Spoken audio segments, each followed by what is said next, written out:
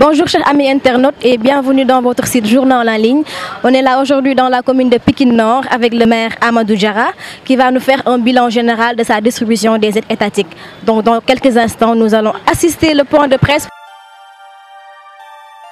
Assalamu alaikum mbokk Sénégal, assalamu alaikum mbokk département de Pikine, assalamu alaikum mbokk commune Pikine Nord. Quartier yëpp maa ngi leen di nuyu. Njiital quartier yi muy délégué yi, imam yi. Di nuyu également autorité Pikine yëpp yi nekk ci commune Pikine Nord muy autorité yoo xam te ne ñoo seqoon liggéey bi ñu président de la République santoon muy l'État du Sénégal ci distribution vivre yi. Vous comprenez donc par cette introduction que ndaje tey bi avec la presse genre compte rendu la defe naa xëy na li ñu dañoo pareegul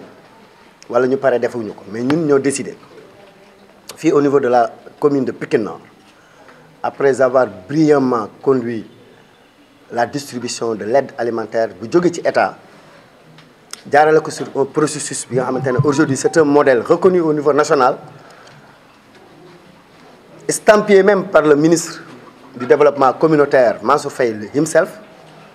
à travers benn capsule buy jaar ci RTS mu ñëw fii jël ay investigation pour s'enquérir de comment Pikine Nord a pu dans une symbiose totale, dans une entente parfaite, dans une inclusivité extraordinaire, impliquer toutes les couches des populations yi seq mbir mi tant sur le plan communal que dans les sous-comités de quartier ba à l'espace de 5 jours ñu distribuer suñuy vivres yëpp ba taw amu ci dara yàqu ci coow amu ci awma de am na ci ndax bërëngu dajul suuf loolu tax na ci sama initiative ma woowoon le conseil municipal de Pikine Nord dans une séance de réunion de conseil pour ñooñu di wax awma xawma nu ñu toll waaye dinañ ci jéem a saafara indi leen benn aide bi nga xamante ne commune bi en tant que membre de l'État mooy participer. loolu tamit beneen processus lay laaj bu mairie bi décliné ak ay bons yu bokkul ak bon état bi pour permettre population bi ñu jox leen. dinaa leen wax ci kanam nan lañ koy procéder mais état bi ni mu doon procéder cadrage institutionnel bi mu tegoon ñun dañ ko respecté depuis mu jóge ci kaw lettre circulaire bi ñëw ñu respecté ko. ba ñu egsee ba ci au niveau sous-préfet, le sous-préfet a pris un arrêté pour taxawal un comité de l'arrondissement d'Agouna ñu bokk ci ñuy réunion par WhatsApp à distance. Au niveau communal man en tant que maire ma taxawal un arrêté communal. Normalement 13 personnes laa waroon impliqué, finalement j'ai impliqué 55 personnes. Vous imaginez la volonté de transparence. Acteurs politiques yëpp nag parti politique boo leen dégg ci Sénégal te mu am répondant ci Pikine Nord boole naa la ci benn wala ñaar wala ñetti nit ñëpp société civile kenn desul société civile kenn desul du association des personnes vivant avec un handicap du bàjjenu gox du ndeyu daara du ustaas yi du imam du délégué de quartier du APDC du tailleur yi du cordonnier yi du menuisier yi du mécanicien yi du dawalkatu sareet yi bàyyiwuñu kenn sportif yi ASC bàyyiwuñ kenn la zone tout le monde ñëpp la ñu ëpp ñëpp sans exception vraiment fàttewuñ kenn man maa mun a fàtte nii ci sumay lim mais ci décret arrêté bi ma jël muy boole nit ñi fàttewuñ kenn ñëpp laa dugal te seede yaa ngi nii te loolu bëgg naa Pikine Nord ñu jaay loolu lu ñëpp bokk nañ ci boole ñëpp ba doxalin bi ku nekk teg sa bët xam commencement ba fin ba commencement ba nag defoon nañ lii si vous vous rappelez le sous-préfet toog ñu valider nañ koy distribuer comité bi da ko waxtaanee ba valider ko parfois ñu liggéey ba minuit ci WhatsApp chef de quartier yi ñu woo leen briefing leen yónni ay émissaires ñu dem jël ay documents jox leen notamment arrêté bi maire jël pour mu créer les sous-comités autour des délégués de quartier. doyul ma yónni ay nit ñu dem yu bokk ci membre comité bi ay kilifa comme man ànd dem toog ne leen chef de quartier bi maire ñu yónni dans le cadre du comité communal seen comité lii lañ bëgg ngeen def impliqué leen yaatal leen ko joxe leen nii RNU bi nii lay joxee ciblé yi nii lay doxee ok kit bi composition bi nii la bu kenn wax xawma noonu lañ ko doxalee ba mu rafet. mairie bi jël en charge nag ay dépenses extraordinaires yoo xamante ne budget bi sax prévoir ko woon mais dans le cadre du Covid ma aidé nit ñi jël ay millions mu ngi ci rapport pour manutention bi parce que état bi bu lay jox da lay wax téléphone ne la fi nga bëgg ma indil la ko fan la ma ne la théâtre verdure soo ñëw nga ne monsieur le maire camion yaa ngi ñëw ay gendarme escorté ko chauffeur yi dawal ko ñu egg si taxaw di la xool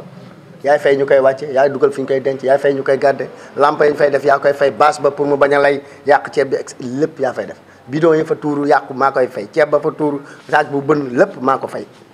su may wax man c'est le maire de la commune et au nom de la commune avec les moyens de la commune fayaat ñu ko yenn def ko ci ay oto ya fay leen charge ñu yenn ko fayaat leen beneen charge de déchargement pour ca quartier bu ne ñu décharger la ko il me fallait faire un rapport écrit j'ai instruit la CROP qui est là le secrétaire du CROP mooy le DAGE Cheikh Sadibou Sey pour ñu bind un document administratif en compagnie des APDC ils sont là très dynamiques dama ne woon sax ñaaree ñëw ci ñoom mais gis nga leen ba ministère di yónnee fii ak son CT1 parce que ñoom ils sont sous l'égide du ministère les APDC ministère développement communautaire moo leen yabal ñu ñëwoon di surveiller quartier yi di leen jàppale ils sont là je voudrais vraiment les féliciter les encourager c'est des jeunes bénévoles et volontaires ñoo liggéey bon yi ñoo ko doon remplir tur bu nekk ñoo ko remplir guddeeg bëccëg ñoo nekk ci chef de quartier yi di leen wax nii la nekk trait d'union bi donc ma bëggoon leen féliciter yéen APDC yi alors man leen yéen a ma doon gunge gis naa fi sax ba gis ay dépenses yi ma leen may pour ñu jënd tàngal c'est-à-dire ñoom ñoo noté lépp parce que ils sont témoins de tout li may def xam nañ ko ñoo koy defandoo y avait une transparence extraordinaire ma boole leen CROP bi ñu bindee ba liggéey ba bind document bi et là je félicite la CROP particulièrement Cheikh Sadibou Sey parce que ça c'est un document. Allez, j'avais opté ma ne aide bi état bi joxe tant que ñoom joxe guñ ko ba mu yegg aide municipale mënu ma ko joxe pourquoi parce que su ma timboo joxee 200 sacs de riz ak ay gel ay eau de javel ak yooyu nit ñi di soxla ay eau de javel dama leen koy jox mu des fi ceeb bi ak suukar si su dëj amee dama ko ciy joxe mais séddale guma ko population yi nii dans le cadre de l'aide far yàlla def aide état bi jeex ma ne aide municipale bi li ma timboo jox dajul suuf naa commandé valeur 25 millions boole ko doog a joxe mais aide état bi mënugul jeex tant que validé guñu rapport bi. man Amadou Diarra man mii di wax ak yéen di ma ko déterminer mooy lii première chose dina am un comité communal à Pikine Nord fii au niveau administration mairie et cabinet du maire collaborateurs yi laay teg ñu toog fii APDC yi ku ci am jot mun na ñëw jël 2 3 4 5 personnes ñu dugal ci ñoom ñooy décider ñu ñëw jàppale leen ci liggéey boobu parce que am nañu expérience délégué de quartier yi bu ñu amee jot mun nañ ci am représentant d'accord ça suffit parce que délégué de quartier yi dañu amoon ay liste ñu nekkul ay bénéficiaires aide bi dafa war a ñëw cibler ñooñu encore mais pas tous donc suñu bokkul du ñu mën a xam ci délégué de quartier yi ñaata lañ ciy cibler parce que j'ai pas la prétention de donner ce que l'État n'a pas donné de couvrir ce que l'État n'a pas couvert maanaam Macky Sall président Macky Sall moom ëpp doole fuuf ëpp ma ay milliards fuuf man maa ngi ci ay millions su mënul jox ñëpp man mënu ma wax damay jox ñëpp bu ma kenn nag jaxaseeg askan bi ne maa waxoon ne damay jox ñëpp dañ bàyyi loolu baaxul wax lu ci gannaaw dëgg jullit du ko def maa ngi nii délégué quartier yaa ngi nii Samba Dara moo leen mos a représenté ci comité bi Cheikh Ahmed Tidiane Diop délégué quartier yaa ngi nii toog ñeneen a ngi nii toog musuma wax délégué quartier yi yéen ñëpp a ngi toog musuma leen wax seen liste d'attente yooyu dinaa couvrir lépp bind leen te jox ma luñ ci mën dinañ ko def loolu laa mos a wax am na wala amul su dee waxuma loolu na ma kenn weddi fii ci kanam en public. deuxième chose déggoon ngeen fi histoire ceeb Pikine Nord am na journaliste mu woon ne ma problème mu ceeb bi laa bëgg ñu wax ma ne ko su amee ma wax ci su amul du ma ci wax parce que gisuma problème mu ceeb am na ku am problème mais man awma problème mu ceeb Pikine Nord amul problème mu ceeb un marché la ñu doon lancé ñu lancé ko am ku ko gagné ba mu ko gagné moom ay dugg information mooy affaire bi da ngay fay ñu delloo la da ngay versé livré ñu fay la ci lu gàtt mu dem ci banque am ne ko dans une semaine gagné naa marché ci benn mairie xaalisu Covid bi la ñuy fay boo ma lebalee nangam ñu def seen i document ñëw indi livré may ceeb mu des dëwlin ak suukar ma woo leen ne leen des na parce que commission de réception bi li mu réceptionné ak li ma commandé bokkul mu ne ma wéy mais il faut que nga def processus pour fay ma rapidement ma doog koy mottali ma ne ko du noonu day jaar procédure mu ne ma waxuñu ma lool ku la wax lool mu ne ma sa adjoint de moom laa waxal mais moom daf ma ne boo indee ñu fay ma woo sama adjoint mu ñëw sama adjoint taf noppam ne ko musuma la wax loolu soxna si Mamba la ne ko soxna si musuma la wax loolu dama la ne marché la bu ñuy gagné maire voté nañ ko conseil municipal alors affaire bi maire il est ouvert mënoon na woo nitu boppam jox leen ko parce que la loi d'habilitation bi ñu permettre au président de la République tout marché concernant la Covid est exonéré de passer sur les voies de passation normales. Donc le décret de passation des marchés publics est suspendu quand il s'agit de marchés concernant le Covid. amul condition gërë nga koy joxe ku am fournisseur indil xanaa man mënu fournisseur mënu ma të man mi nekk maire ñaataat mais dama bëggoon wane ni li ma commencé transparence moom laay wéyal léegi nag am ñu dégg loolu xam ne maa ngi fournisseur ñu bëgg fexe ma bañ a am fournisseur ñu ne commune bi amul xaalis mënul sax fay ba salaire sax fay malheureusement pour moom fekk na salaire yi gars yi giifal nañ ko maanaam reesal nañ ko fay ko nañ ba reesal bay xaar weer bu topp ñooñu jël le lendemain seen bulletin de salaire montré que c'est des mensonges mais l'objectif visé c'est après que j'ai compris que c'était pour que maa ngi def appel à un fournisseur pour mu gagner le marché de 25 millions afin que valeur 25 millions ñëw pour ma jox ko askanu Pikine Nord bi doon xaar à travers ces bons ndekete waa ji dafa bëggoon fournisseurs yi daw mairie bi pour bu ñu am pour bu askan bi am ceeb une semaine ma comprendre loolu ma ne jóg jot na parce que ñetti fournisseurs dañoo ñëw renoncé ne dégg naa ne mënoo sax fay salaire ba 2022 ma ne ku ma wax maa ngi fiy toog ba 2022 mu ne maa ko déglu rajo Oxygène j'étais outré de voir pour des raisons de positionnement politique nga bëgg empêcher toute une population à bénéficier de l'aide qu'a décrété le conseil municipal et c'est là où j'ai réagi et vous m'avez vu ma yennu ceeb c'était pour en termes de communication wane ne ceeb a nga dugg ci mairie bi que fournisseurs yi ñu bëggoon ñu daw dikk na man maire Amadou Diarra maa yennu ceeb bi dugal ko ci mairie bi buntu bii bu ñu paree nañ ko ubbi ceeb baa ngi fi bon yaa ngi nii à partir de ce point de presse bu génnee ñu commencé jox ko askan donc du point de vue des salaires li ñu ci waxoon c'est des mensonges avérés le 30 mai madame la première adjointe au maire émettre na les salaires mu des solde mu defar kii yóbbu ko tout est bancarisé ñëpp banque la ñuy fay ko DRH bi génne bulletin de salaire yi ñoom ñëpp ñu am man du ma def ay contrat 60 000 je respecte le SMIC képp ku am contrat da ngay dem inspection du travail ñu valider ce contrat nga doog a ñëw fii musuma fay un salaire en deçà de 100 000 francs musula am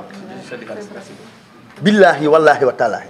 mun naa jël ay nit di leen fay ay 5 000 30 000 dañ koy nangu baleel ma tali bi ma lay am na commune yu koy def c'est pas normal c'est de l'esclavagisme c'est de l'exploitation humaine mënuma nag nekk un maire jàng un peu du droit nekkoon parlementaire di défendre ay législation ñëw nekk maire war a mettre en application toutes ces connaissances mais jël ay nit di leen fay di leen exploiter du ñu am sax bulletin de salaire du ñu am sax compte bancaire tout est bancarisé ici à Pikine. ceeb bi ñëw na au-delà de 25 millions je vous informe que 35 millions la léegi ah loolu xamuñu ko woon ñu doon wax 35 millions la le conseil a viré 25 millions pour me def le marché maintenant le bureau municipal dans le cadre de l'application de la loi d'habilitation permettant au bureau municipal de se suppléer au conseil municipal on a fait un virement de 10 millions supplémentaires pour parer à toute éventualité je ne l'ai même pas encore exploité marché 25 millions ñëw na balaa tabaski dinaa lancer beneen dóoraat ko mu am nu ñu dimbalaatee askan bi ci lii mais du doon ceeb loolu surprise lay doon te ñu ci bëri àndu mag ñoon te nee naa leen yàlla bu ñu mës a ànd man ak APR élection yi ñëw dañuy jaamaarloo par force c'est évident mais bu askan bi jotee Covid jot ñu nekk ci guerre nañ leen ànd liggéey su paree ku nekk dem jëlaat sa arme de guerre mais ci période bi déggu leen ma man je suis un opposant kañ ngeen ma gëj a dégg ma wax di attaquer le régime parce que nit ñaa ngi dee ci corona nos ambitions politiques nañ ko teg d'accord ma kenn ci jamono ji même ku gis lu ñuul nëbb ko ba ñu xeex corona bi mais tirer sur le président tirer sur le gouvernement tirer sur Mansour Faye je ne le fais pas même si j'avais des preuves je ne le fais pas par principe on est en période de guerre tout le monde doit être uni moi acteur politique la presse dafa mel ni coupe du monde yu am équipe de football nga gis faay ci joueurs yi ngay sénégalais di journaliste bëgg buzz warul tax nga yàqal pression équipe bi ñàkk da ngay bàyyi ba ñu gagné ba pare après ci compte rendu bi nga doog voilà loolu mooy responsable fii la ñëpp di jël si délégué de quartier yi ñu ci bëri bu ñu amee bourse familiale moo tax ñu am mais seen ngor may loon woon ci lii nii manqué ñuy servir seen bopp déggu leen ma de délégué de quartier yëpp ci biir Pikine Nord bourse familiale moo tax ñu am ak seen kër ak bourse familiale mais ci prise en charge ñu ci bëri ci ñi ma yëg dañ koo privé seen bopp joxe ak seen sous comité yi y a des membres impliqués dañu ne bu kër ceeb dugg sama kër je suis pas d'accord comme liggéeyal na askan bi man dinaa jël ceeb dugal seen kër ñoom au nom de la commune. imam yi vraiment bourse familiale moo tax ñu am statut imam boo joxee imam jox nga la communauté musulmane ci li municipal yor imam bi dina am benn kit bu fa dugg et c'est valable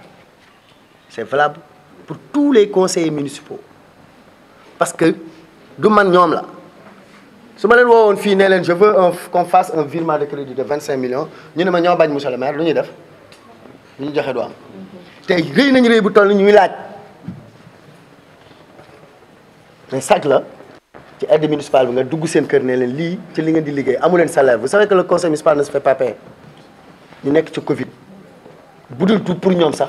dina am néew du doole bu ñu ko mën a jox seen titre élu ñooñu j'ai décidé de les donner des kits. Association des handicapés seen président moo ngi nii bu Pikine Nord ma leen informé ne y a 92 pour les cartes d'égalité des chances ak ñi ñu omettroon bourse familiale yi seen ceeb ñëw na mu ngi fii en fait seen dawlin ñëw na quoi mu des yeneen ceeb yeeg yooyu mu ngi fii démb lañ doon xaar mañana mais ñëwagul ba léegi alors état bi 92 ci 100 000 ménages nationaux yi Pikine Nord 92 a ci am c'est la 3e commune la plus importante dans le département en tout cas dans Dagouane Pikine donc boobu bu ñu ñëwee fii dina leen defal bon ñu ñëw jël si ko ñoom ngeen vérifier seen membres yi ah moom aussi association la faîtière lañ ñoom ak bàjjenu gox yi ak ndeyu daara yi du ñu jox membres yi déedéet président leer na seen membres yi nu ñu toll ku nekk ñu jox la ki déedéet dañuy jël benn quota jox leen au niveau des quartiers ci RNU yi mënuñu ci dara parce que RNU yi c'est imposé mais ci ciblage yooyu je ne peux pas dire c'est le délégué quartier mais je dis c'est le sous-comité parce que da ngay gis benn kër bi nga xamante ne ciblé am na RNU ba pare wala ñaar am fa RNU ñuy ciblé ci kër yi yooyu wax nañ ma ko loolu ce n'est pas normal pourquoi ngay ciblé kër gi nga xamante ne ñetti RNU dugg na fa on parle de résilience te kër gi koñ ba am na ñoo amul te loolu am na fi biir Pikine Nord mais comme les comités sont autonomes suñ ko proposé ba indi ko au niveau communal on ne peut pas être plus royaliste que le roi nous avons validé parce que mënuñu woon xam ndax kër gi am na autant de RNU ak yooyu bon mais yooyu c'est très infime aussi c'est-à-dire bu fekkoon 1000 cas la li am ci yooyu motul 15 donc c'est très négligeable wax nañ ma aussi benn scène bu ma metti vraiment ça m'a fait très mal waa ji dafa tuxu yaayam tuxu jabaram tuxu ndëkkatuñ Pikine Nord mais bourse familiale lañ am seen tur ñëw ci RNU bi ñuy joxe ceeb bi ñu ñëw ci quartier bi jël ceeb bi mais ils sont tellement nantis qu'ils n'en ont pas besoin fañ leen ko joxee tayal nañ koo yóbbu ñu wanteer ko sur place ça m'a fait très mal gis naa ko ci benn quartier benn boobu rek laa wax gis naa fa tamit ay quartiers yi nga xamante ne dañuy am RNU gars yi ñëw jébaane leen ne parce que chef de quartier bee leen faral fekk c'est pas vrai parce que donc RNU même bu amee 10 RNU joxe leen 10 mais ñi toog à distance duñ comprendre dañu gis kër gi rek jamonoy bourse familiale bañ koy def boobu comité yi doxul nii règle yi c'était pas comme ça c'était le chef de quartier ànd ak staffam toog ci fii ñu defar seen yëf peut-être dina am ci jamono yooyu ay yenn affaires yu rëcc moom mënuñ ci dara bàjjenu gox yi tamit jamono yooyu ñooy maîtriser affaire yi ñoo naan kër gi amul bu boobaa ñoom it dañuy séddu léegi finalement bu fekkee dugg nga sa ñaari njël am ci kër gi Covid bi ñëw ñu gis ñaari njël am ci kër ga parce que bourse familiale la woon dañuy naan li mu doon bàjjanoo tax gox moo tax mu dugal déedéet li mu amoon RNU moo tax loolu nag day indi ay confusion ay réclamation ba mu egg ci warxa fekk du loolu wala ñu gis ceeb kii tuxu na bokk ci RNU bi ñu woo ko téléphone parce que numéro mu ngi ci liste bi mu ñëw jël si ko dugg oto ñibbi Kër Massar wala ñibbi Guédiawaye ñu ne waa mbokkam bi tuxu la ko jox dëkkul ci commune bi sax fekk RNU la même bu dëkkee France buñ ko wooyee mu wuyu dañ koy naan kaay jël seef donc il y a eu ces confusions moo tax dans le cadre du comité communal pour résilience municipale je dis chef de quartier yi li ñu leen di jox du pour ñu lekk comme fatwa conseil municipal yi man ñi ma xam Abdou Aziz bii boo ko joxee léegi nii soo matul balaa muy egg ci këram mu séddale ko ay néew du doole c'est-à-dire pour qu'il autant que le maire ni mu toogee di tiitaroo ne am naa 25 moo joxe te jógul ci poosam ñoom it ñu tiitaroo ne jot naa fii ñaari kit yóbbu naa ko ci néew du doole bi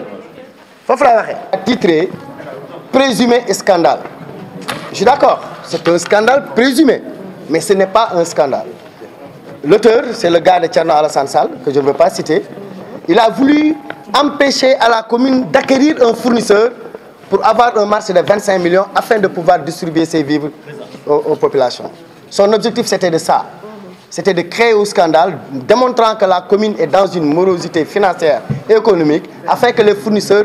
contournent la commune, fuient la commune et là il se frotte les mains pour son positionnement politique. J'ai été outré par son comportement. C'est pourquoi je me suis rebiffé pour faire pieds et mains afin de décrocher un fournisseur. Et j'en ai eu 5. Et les 5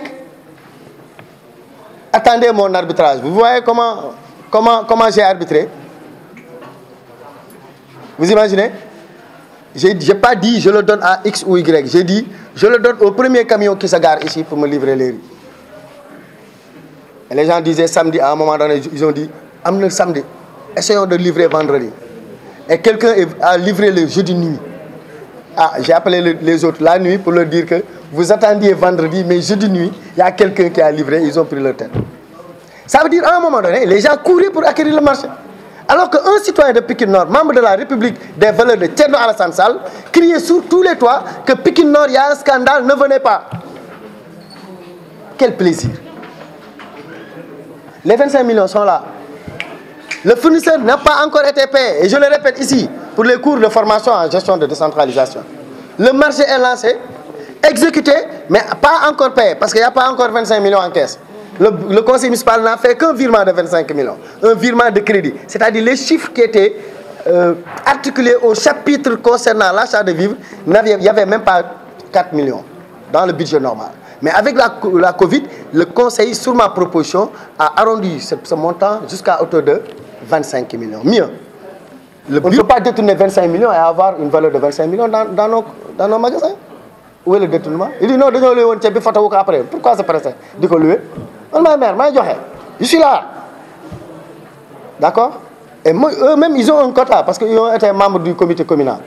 Même si, entre-temps, ils ont quitté de leur chef. Mais dans leur bon là, je mettrai M. Lamine Gueye, responsable communal de RV, République des valeurs de Thierno Alassane Sall. On va lui donner son bon. S'il vient bien, s'il ne vient pas, on le donne à notre citoyen. Il y a d'autres membres qui sont dans le groupe, ils auront leur bon. Parce que moi, je suis un maire de mon frère. Et mieux, lui, c'est mon petit frère. Billahi wallahi, c'est mon petit frère. Mais on l'encadre politiquement, pour se frotter véritablement à un géant politique, face à un nain politique. Vous savez, il n'y a pas de combat. Il n'y a pas de combat. Tu sais très bien qu'en politique, Amadou Diarra, il s'est forgé un nom au niveau national. Donc je comprends mieux quand quelqu'un veut avoir son nom, un nom, essaie de se frotter sur lui. D'accord? Donc c'est clair. mbokk internet yi ñoo ko déggandoo tey jii ñu ngi amoon ci suñu journal en ligne le maire Amadou Diarra de la commune nord de Pikine ñu leen di jaajëfal di leen dig daje beneen yoon incha allah ak beneen politicien incha allah merci.